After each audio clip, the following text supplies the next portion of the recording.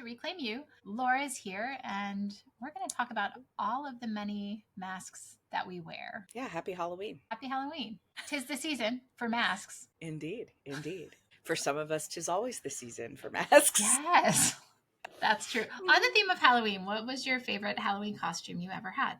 There's a picture of me. I was young. I mean, maybe I was 4, and I'm in this really amazing lion costume that was like handmade. And like we were not that family. My mother was like, let's go buy the plastic mask and suit that you put on. But like I was this lion, and then like a friend of hers like came and took pictures. I vaguely remember, and I don't remember the costume, but I just, in looking at the picture, I'm like, that was pretty cool. Like, that was a pretty awesome costume. Yeah, like my friends and I, when we were in high school, we went as mimes together one year, and that was just fun because we just had a good time. But love it. Yeah. What about you? We never like got the like masks and store-bought costumes. I think that my mom used to like try to like DIY it. So I feel like a lot of years we were all old ladies where we just like wear a robe and a wig and we just be old ladies. That's what I can remember, at least. I don't know. Maybe one of my siblings would correct me, but that's what I remember. But one of my favorite costumes was when I was after college. We went to a Halloween party. Shit, I can't even remember. Wayne's World. Oh, yeah, that was a good one. Nice. Yeah. Halloween. Yeah, we used to like have things on campus too when I was in college, but I don't really remember much about. Like, I'm sure I just threw shit together. But now that we're older, like my brother and sister-in-law have a Halloween party every year, and my husband and I have gone, and like I've gone as like Moira from Schitt's Creek. We've gone as the 90s, where we're just people from the 90s. We've gone as serial killers. That's amazing. I love it. I was David Koresh, and he was that guy from Heaven's Gate. Oh my gosh. Yeah. People were like, wow, you guys have a dark sense of humor. I was like, yeah. Truth. I'm a therapist. It comes with the territory. Yeah. So, and everyone does like fun costumes at that. They're really good. So that's one of the masks that you wear. Yeah. To enter back into what we're talking about today. Yeah, exactly. Yes. Yeah. So let's talk about the many masks that we wear. So many masks. Yeah. Like, it's interesting because I think masking does, like, we use the term masking and it can mean different things to different people. So like some people will say masking is like, well, like when I'm at work, I'm putting on this professional mask. And then when I'm at home, like I'm putting on a different mask. And yes, we might say that that's like masking. I think it's like, certainly some people might say that's more like a code shift type situation.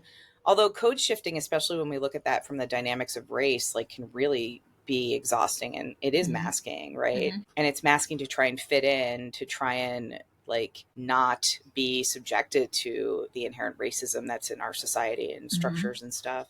I think though, like masking as well, when I think about it, it's, basically think about, is there anywhere in life where you can be absolutely authentically you? And if that's the case, amazing. Can you be that authentic self in most of the circles you're in, most of the places you're on? Maybe you're still yourself, but like you have to act a certain way or not act a certain way. But I think, when we think about masking psychologically, it's basically like I am putting on this whole new persona in order to fit in order to protect myself. Often it's associated with ADHD and autism, like neurodivergence has masking, trauma masking as well. And someone on TikTok, I think it was, probably described it really well. They said, imagine they were talking about this in terms of bottom-up thinking, but I think it sort of applies to masking too. It's like, imagine you're going into an environment for the first time and you know nothing and you know no one, how that might feel. It might be overwhelming. It might be exhausting. Now, a neurotypical person who's extroverted might have no problem with that, right? Like they thrive in that environment. But like, imagine you go to a foreign country, you don't know the language, right? You don't know like how the money system works. You don't know, you're dropped in the middle of it and you have to figure it all out. That process of having to piece together all the information is related to the bottom-up thinking that folks with autism engage in. But also, I think, it's that idea of having to completely transform ourselves in order to fit in to an environment, in order to feel like we belong, like we're safe. Like, I think there's some overlap there. I mean, it's loose, but imagine also the exhaustion of that. Like, imagine day in and day out. Like, from a bottom-up thinking point of view, imagine the exhaustion of that. Yeah. From a masking point of view, imagine day in and day out knowing that you can't stim if you need to stim. Mm-hmm. And stimming is important, you know, Mm-hmm. to release energy, or constantly being hyper vigilant about what's going on around you and adapting to it on the fly because you have trauma, or constantly watching and collecting information about how people operate and act, and then having to really think thoroughly about how you're going to present in a situation, like even to the point of rehearsing what you're going to say and how you're going to react. I think we all do that to a degree, maybe, or Yeah. many of us do that to a degree, but this is like day in and day out, situation Mm-hmm. after situation, people feeling like they're so far from their authentic self that they can't even access it when they come Mm-hmm. to us often. And the exhaustion and the depression and the anxiety, it's a lot. You know, Mm-hmm. masking can be tough. So there are different masks that we wear in order to, so human society, in order to survive, we have to belong. If we don't Yeah. belong, we don't survive, right? Yeah. By Yeah. and large. This is like a survival mode thing, day in and day out for some people. Absolutely. Yeah. And then we often see that masking burnout that comes eventually, like, you know, all of a sudden I hit my wall and I can't do it anymore. And my whole life falls apart. I can't function. And there's the day-to-day burnout when you get home and you just fall apart. But there's also like, I've put on for so long, for so many years that like now I can't function at all. I'm just completely burnt out, completely shut down. And how do I recover from that? How do I find my authentic self when I might not even know who that is because Mm-hmm. I've had to pretend something else for so long because I've been so ashamed of who that self was and so Yeah. afraid of how that self would be judged by others. Yeah. I've had to suppress for so long that I don't know what it's like to even come back into my own aliveness. Yeah, exactly. Mm-hmm. Exactly. And we see this in clients, I think, all the time. I think about parts work too that we I was just do. going to say that. Yeah. Parts work feels so relevant here. Yeah. And you know, parts work, it's that idea that there are different parts of us that show up or responding to different situations in a way to, like, they developed out of a way to cope with situations in our past and continue to show up in our present, though they may not be needed in the present. So they're still saying, danger, danger, this issue is here. Let me show up. I'm your angry part, so I need to fight. Or let me show up, you know, I'm your people pleasing part, right? Whatever it is, when that may not be necessary anymore. And so the work we do in therapy is like, okay, let's think about how this part has served you in the past. And, you know, how do we help the part to understand, you know, that you are safe, that this is no longer needed, and sort of reassign. You know, we don't get rid of parts, we honor them, they're important, there's no bad parts, as the book Mm-hmm. states, but sometimes we need to give them new functions and new ways Yeah. of being and doing in our lives. And I think that's kind of like the masks we wear as well. You know, in the same way, it's like coming to realize, wow, this is a mask that perhaps I still need to have it in my closet to Yeah. pull from, because masking isn't always a bad thing, but learning and finding ways and finding people and environments with whom you can take that mask off and start to be genuinely, authentically yourself. Which I've seen that happen in clients, and it's so freeing and amazing. It's also very overwhelming at first. Yeah, it's super vulnerable, right? And it Yeah. often feels very unsafe because it's so unfamiliar. Yeah. So getting a lot of support around that, I think, is important too. And oftentimes we don't even know we're masking. Like, you know, there, especially as women, like, especially if we think about neurodivergent women, they often are high masking. Men can be too, but often women aren't diagnosed or are diagnosed later with some of, you know, ADHD, autism, because they are high maskers. But people pleasing is a way to mask, right? Like constantly like people pleasing. And so many of my clients talk about that, right? Yeah. Constantly, like, of course I want to people please. Like, I want to be accepted. I don't want someone to be angry at me. And you're people pleasing. And eventually people pleasing leads down roads where we feel resentful or angry. There's this pent up rage in some of us. Yeah. Because for years we've had to swallow our own voice, our own thoughts, our own being. We've had to mask it in order to fit in.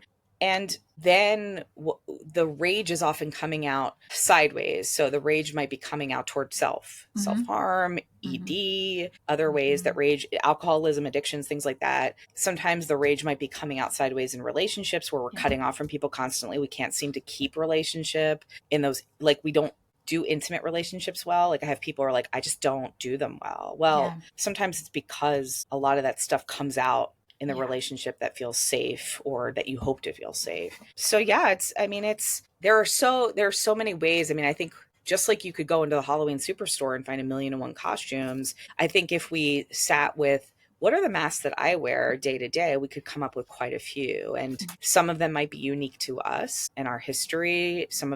A lot of them might be shared across with other people. And the first step is just recognizing that, like, and normalizing it. Like, Yeah. this is part of being a member of the human race, is that we can't always act the same in our society because of standards that exist. And part of it is also tied into neurodivergence and trauma. I would say even diet culture. Oh, Like, yeah. think about the masks we wear around diet culture Oh, yeah. all the time. Like, how many, I say this in probably every podcast. It's like, I remember my best friend saying to me, she was like, when I finally like got that diet culture existed and I went on my own journey, I started my own journey of healing. And she was like, oh my God, thank God. She was like, there are so many more interesting things to talk about than what you're eating or not eating, or what the latest diet is that you're on. And I was like, I know. Yeah. And then like you go out with people who are still caught up in it and you're like, oh shit. like, you all don't want a salad. Like, I know that some of you want a freaking cheeseburger and a milkshake and fries, but you're not going to do it.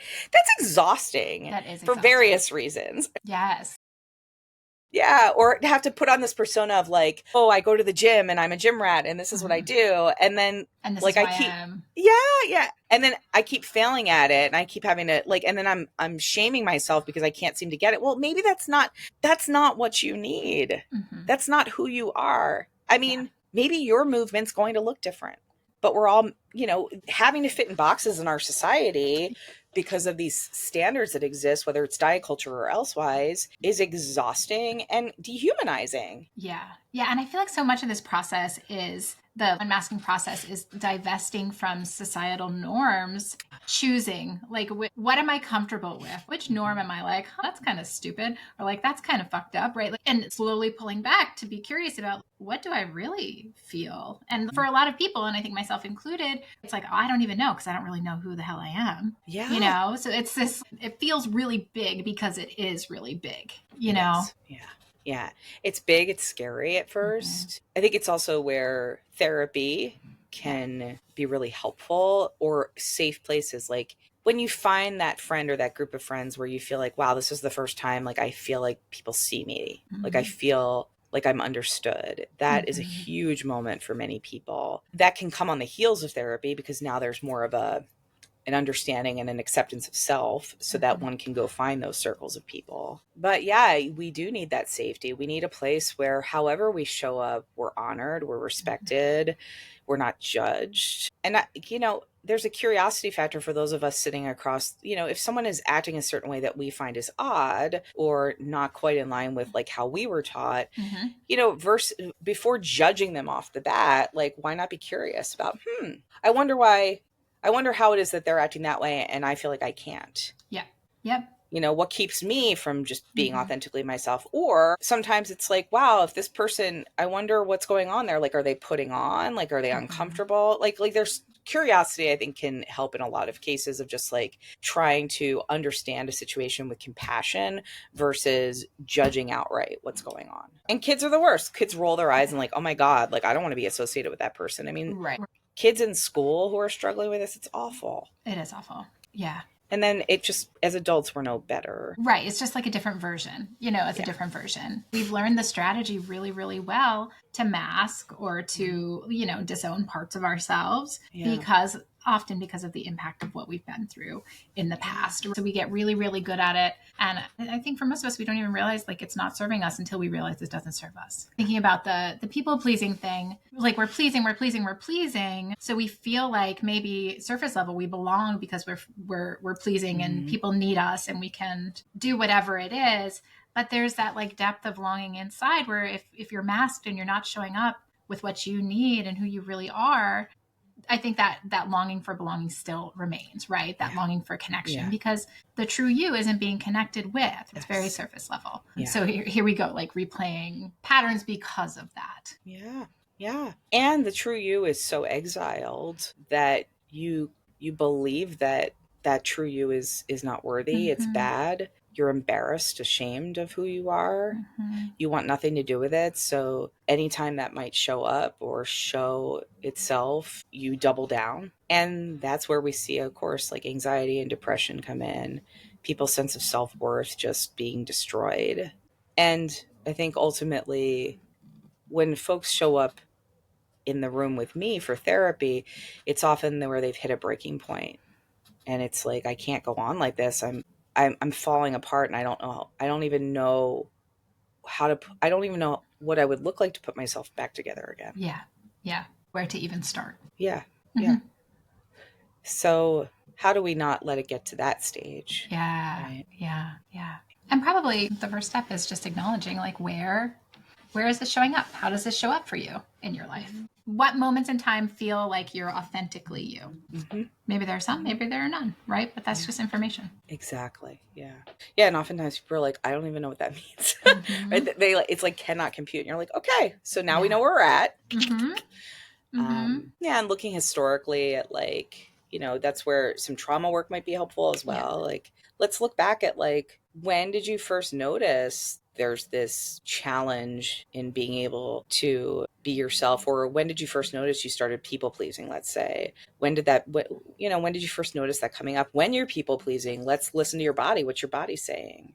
Yeah. Right? When I'm people pleasing, I am scrunching my toes up, like my whole I can remember standing and someone talking at me and talking at me. And what I needed to say to them was, I appreciate that you're concerned about this. However, we need to schedule a time for you to talk to me at a different time. Mm-hmm. And instead, I would people please and just stay for like an hour listening to a person gripe about something Mm-hmm. that on my time, like late at night when I was working in different fields, or I would listen to someone go on and gripe, when what I really needed to say to them was like, okay, like I hear that you're angry, yet we also need to understand there's other aspects to this and elements of this, and there's a way for you to act, and it's not like this, right? But instead I literally would feel my toes in my shoes just like getting tighter and tighter and tighter. And it got to the point where like my whole body was so tense from years and years and years of masking, of people pleasing, that I couldn't move. Yeah. I went to a chiropractor finally, and they were like, holy shit, like, how are you walking around? Mm-hmm. And it took a lot of that and a lot of massages, and fortunately I had the privilege to be able to Mm-hmm. engage in that. I had health insurance that covered it. Yeah. But there's a somatic aspect to this Yeah. as well. Absolutely. Absolutely. Yeah. It's making me think of this past week. I was at a training, and it was all touch work, which, like, first of all, was so far out of my comfort zone because, like, I'm a therapist, right? I don't like lay hands on people, right? Like I'll give hugs, like, sure, if people want to do that. Yeah, great. But yeah, I'm not like laying hands on people. And I mean, people don't often lay their hands on me either. Like, right. My kids, sure. But that feels different. Anyway, and yeah, like just noticing how the people pleasing for me even still like shows up throughout sessions of touch work with strangers, essentially, and how I was suppressing and bracing and holding. And I think the best part of this week was like getting to know how those patterns are showing up even more deeply in my physiology, because it's not like we peel off the mask and we're done, right? There are these deep, deep layers that our bodies hold on to, which recreate patterns and things like that. But it's so fascinating that when you can get to the point where you're noticing you're doing these things, you start to do some work and you see the impact and how it ripples in, not just out. I love that. Yeah. Mm-hmm. Yeah. There's this rippling in, and then this blossoming of someone who has been so exiled from being for so long. It's, when someone starts to come forward and be more and more them, it's just really beautiful to witness. For the person experiencing it too, right? It's easy to rush past it and say like, oh, it was just a blip on the radar. But when you slow down with this moment or these moments of like really being you, it's really profound to actually remember, right? And to feel what that feels like. It gives you a platform to come back to it, maybe more readily over time. Yeah. And to even, some of the trauma work we do, we're looking at memories, we're looking at EMDR, it's a reframing of things in a way, and reprocessing. What is it now to step into these memories in your authentic self and see it with new eyes? They might have a different impact on us in that way. I've had clients who said to me, like, I now realize, like, I was always there, but I couldn't see myself. I couldn't experience myself there because I was so caught up in whatever the trauma was. Yeah. The like loving and caring eyes weren't available. Yeah. Yeah. Yeah. Yeah. It's pretty powerful stuff. It is. Yeah. It is. Yeah. And realizing there's no pathology behind like wearing masks, right? There's no pathology behind masking because it's actually like a great strategy to survive in this messed up world. Indeed. Absolutely. Yeah. Yeah. Yeah. I think the healing work is just recognizing that you're using masks, when and why you're using them. And, you know, are there times when you're using them where maybe we can, you know, look at that from a different perspective and not be using them as a way to suppress yourself, but as a way, you know, like it's different. Some of us are just so like, it's just like so second nature to us that we don't even realize we're doing it. But I think, as you were saying, when we realize we're doing it, when we're able to slow down, like it does give a different perspective. And I think also we can just forgive ourselves to say, yeah, like I'm just trying to survive here. And this is, I'm doing that to survive. And I don't want to people please anymore. But in that situation, I know why I did it. I know why I went right straight back to that because I felt threatened. And so, okay, then we come to the session. Okay, well, what was causing you to feel threatened? Let's look at that. You know, what was the trigger here? And we can do some trigger identification, do some, you know, reprocessing around that. And yeah, you still have those masks available to you. It's like that difference between suppressing and supporting, right? Yes. I love that. Yes. Yeah. Yeah. Support came into my mind when you were saying that because, yeah, there's this suppression of self, suppression of need, suppression of, you know, connection, all of those things. But then when we use the mask to support, like, okay, cool, you're using the mask because it's a strategy and it's supportive and it's containing. It changes the relationship with the mask. Yes. Yeah. Yeah. Yeah. So like rather than storing those masks in a bin in the dingy basement in a corner where all the spider webs are. Yeah. Happy Halloween. Sorry. Yeah, exactly. Like we can proudly like, okay, I'm going to have my masks ready and available. I'm going to display them on the wall sometimes. Like, you know, I don't need to hide I don't need a mask that I'm masking. Yeah. If that makes sense. Yeah. To yourself. Right. Yeah. Yes. Yes. Yeah. Yeah. And I can find places where it's safe for me not to mask. Yeah. That's possible in our world. And it's possible when we begin to reclaim, you know, our authentic selves and recognize that that part of us has as much a right to be and exist and present as all those masked parts of ourselves have had to over time. Yeah, for sure. Beautiful. Yeah. Yeah. Some deep stuff. I'll say this, I'm not trying to promote any particular social media platform, but I have been, I'm not, and I know TikTok is ripe with issues and, but it has been interesting, like, as I've been just learning more for myself about masking, but about things like neurodivergence, having been diagnosed at a late age myself as neurodivergent, people just being really open and honest and sharing their stories. So that maybe that's a start. Maybe it's too much to go to a therapist, or it's too much. There's nowhere else that you feel like you can talk about this. Maybe a place to start. That's where social media can be helpful in terms of finding others who are struggling in the same way and sort of sharing openly about their experiences, and also sharing openly like, yeah, I'm autistic and I have all these gifts and I want to share them with the world. And I think that's pretty amazing too. That is amazing. Yeah. Yeah. So you're not alone. Indeed. Well, thank you, my friend. Sure. Thank you. Yeah. Let's close it out with your favorite Halloween candy. I mean, I have to go. It depends. There's so many caveats to this, but by and large, the best Halloween candy are Reese's Pumpkins. And I was going to say the same thing of all time. Yes. Reese's Cups are they pale in comparison to any of the Reese's holiday things. The ratio of the chocolate to the peanut butter and the fact that the chocolate isn't that weird, like edgy, like there's a texture thing for me. Kind of like stale in a way. Like it's too weird. hard.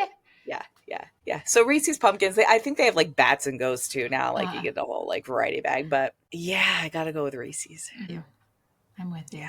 Yeah. All right. Well, I hope everyone has a Reese's Pumpkin. Indeed. They're buy one, get one at some places right now. I still need to buy Halloween candy. Yep. Yeah, check out the sales. And as a wise woman once taught me years ago, she makes those peanut butter blossom cookies at Christmas. Ooh, yeah. With the Hershey kiss in the middle. Yeah. And she's like, you always buy your Hershey's Kisses after the holiday on super clearance. And then you freeze them. Ooh, and then you have them for next year. Yeah. Brilliant. And I was like, oh, this is a great idea. So I started doing that.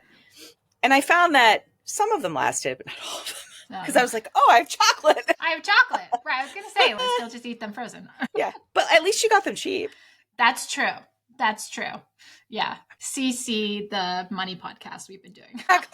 After holiday sales. But make sure it's a sale, because some sales are not really sales. It's like we just jacked up the price and now we're giving you a quote unquote discount when it only cost us nothing to make this. Right. It's just the normal cost that isn't the holiday, whatever.